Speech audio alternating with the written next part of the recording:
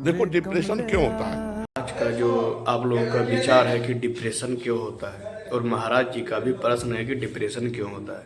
आप सभी का प्रश्न के अनुसार तथा मेरा भी प्रश्न के अनुसार यही बनेंगे कि डिप्रेशन क्या होता है। तो डिप्रेशन देखिए आदमी को क्यों होता है, आप लोग भी कमेंट करके बता सकते हैं कि डिप्रेशन क्यों होता है। क्योंकि देखिए डिप्रेशन होने के सबसे बड़ा मूल कारण है कि तनाव तनाव, आर्थिक चिंता, बहुत तरह की चीज़ होते हैं, टॉर्चर, जिससे कि हम लोग डिप्रेशन में चले जाते हैं। आइए सुनते हैं महाराज जी के प्रवचन। व्यर्थ का चिंतन, ओवर थिंकिंग, खास बात समझो। जब हमारे मन को कोई रास्ता नहीं मिल रहा है तो कभी दाएं कभी बाएं, कभी नेगेटिव कभी पॉजिटिव, वो सोचते सोचते सोचते सोचते अब शक्ति तो छीना ही हो रही। तो आप लोग सुनिए, महाराज जी ने कहा कि ओवर थिंकिंग, सोचते सोचते यदि हम लोग मन का कोई रास्ता नहीं मिलता है तो मन व्यर्थ चिंता में भटक जाता है, जिससे कि हम लोग डिप्रेशन में पहुंच जाते हैं।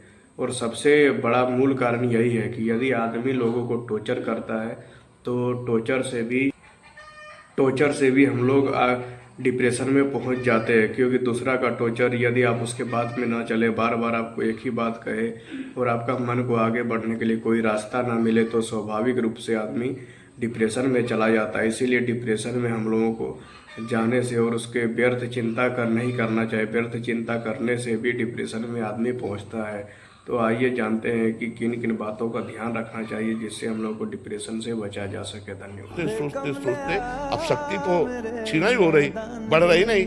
क्योंकि जगत का जो इतना चिंतन है ये शक्ति का ह्रास करता है और भगवान का चिंतन शक्ति को बढ़ाता है।